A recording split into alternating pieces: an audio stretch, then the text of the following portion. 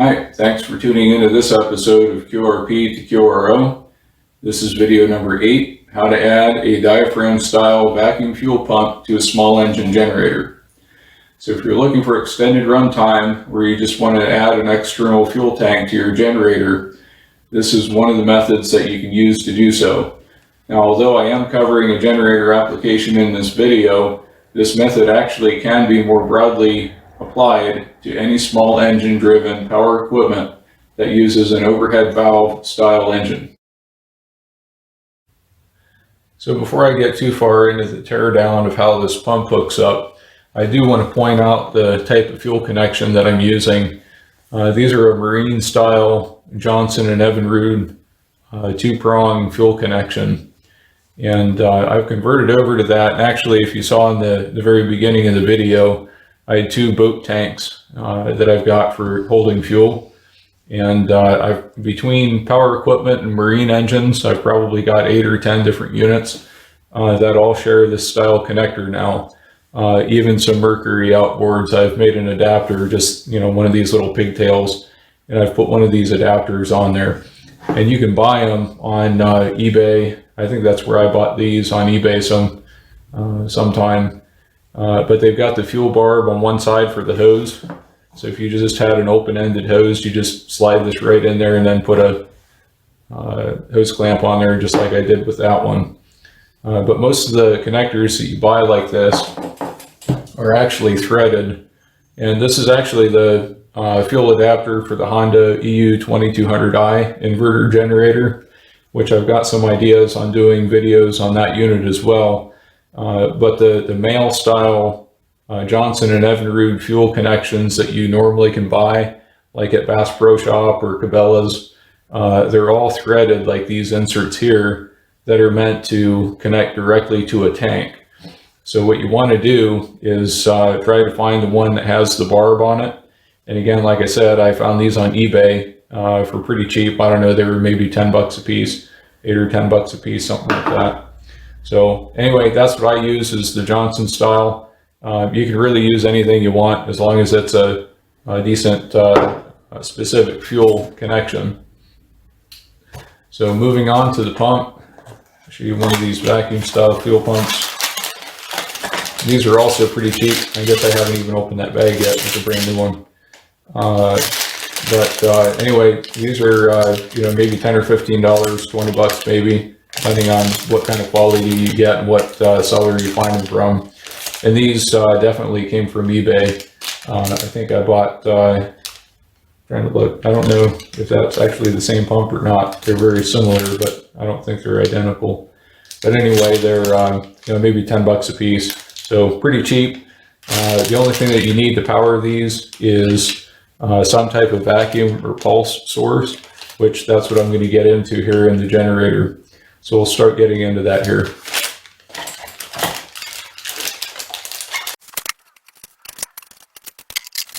So while I've got this fuel pump disconnected from its mount there on the side rail, I'll go ahead and point out the lines.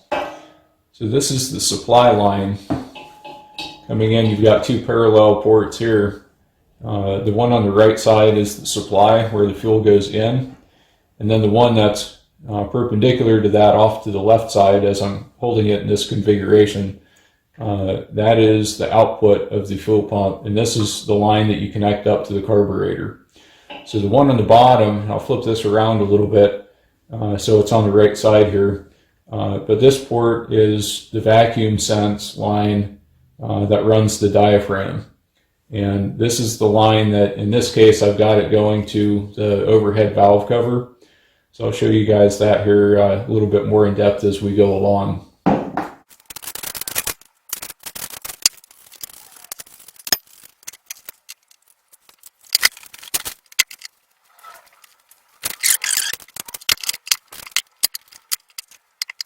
Okay, now that we got the fuel cover off and the hose disconnected, we can see the modification here.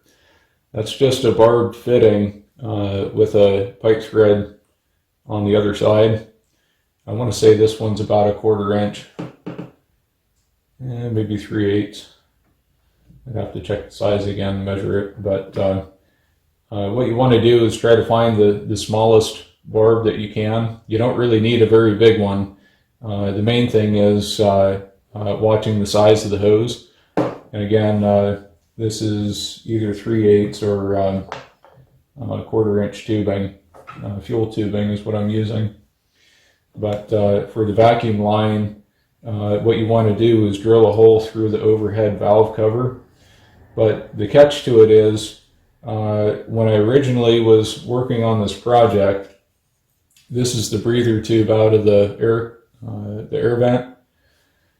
So this normally would attach in that hole, and then that would go up to where the air cleaner is, just before the carb. And my idea was, since this is already an access into the overhead valve compartment, that I could just simply open this up and put a T-connector in it and then use that to split off to the fuel pump. In reality, that does not work. The reason being is there's a baffle in here. And what this baffle does is it allows pressure out, but it does not allow pressure to go back in. So really, when you're trying to run that diaphragm style fuel pump, you want that diaphragm to be able to go in and out. And by having that baffle here in the overhead valve cover, that blocks that pulsing in one direction. And that was not sufficient to get the pump to run. So what I did again is I tapped the side of the valve cover with this barb, and as you can see, it goes all the way through. There's like an outside piece here, and then there's the inside molding. I don't know if that's going to show up on camera or not, but you can see down inside that hole a little bit where the breather tube normally goes. Now it's between the baffle and the outside of the case. But what we want to do is put this barb in so you go straight into the main compartment of the valve cover, and that bypasses the baffle.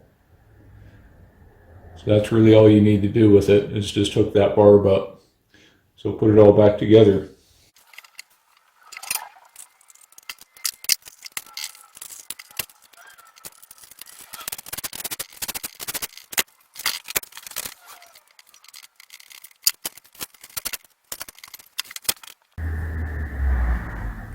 And one last quick look at the routing of the hoses one more time. So we've got our input here from the tank that goes up through the fuel filter. It's always a good idea to put fuel filters on any fuel line or engine.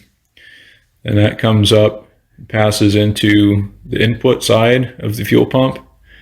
There's our vacuum sense from the valve cover. And then this is our output from the pump over to the carburetor. So you can't really see underneath the air cleaner, but I think you can see down in there where the hose comes underneath the carb and then up and around. And that's where it taps into the carburetor right there.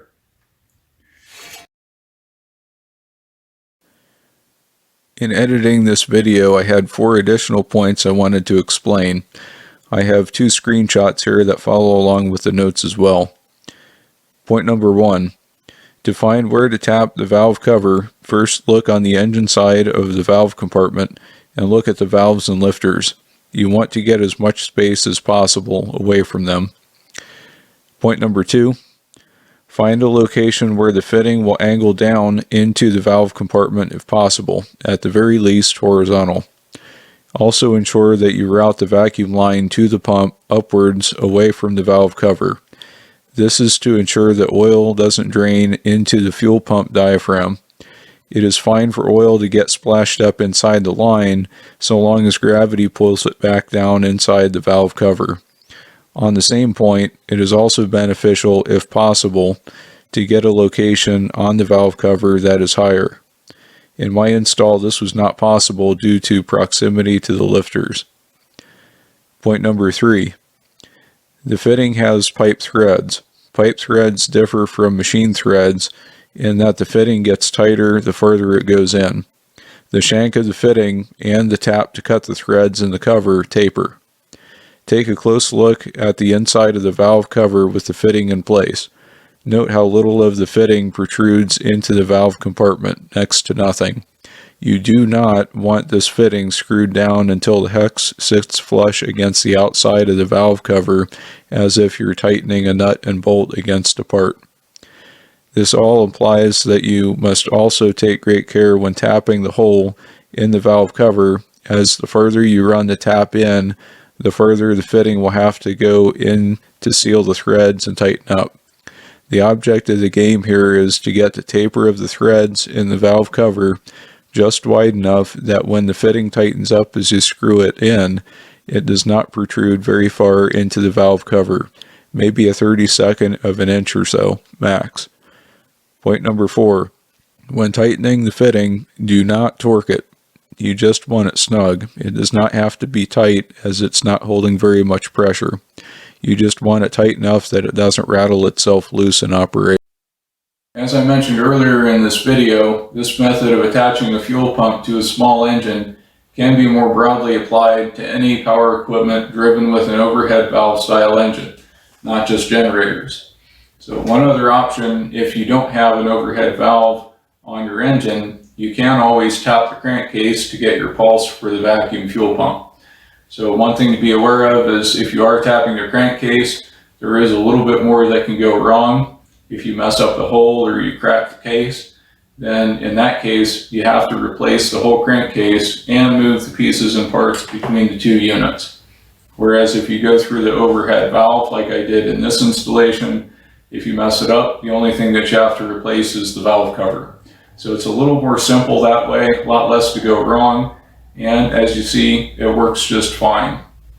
So with that having been said, this is episode number 8 of QRP to QRO, how to add a vacuum style diaphragm fuel pump to a small engine. My name is Steve.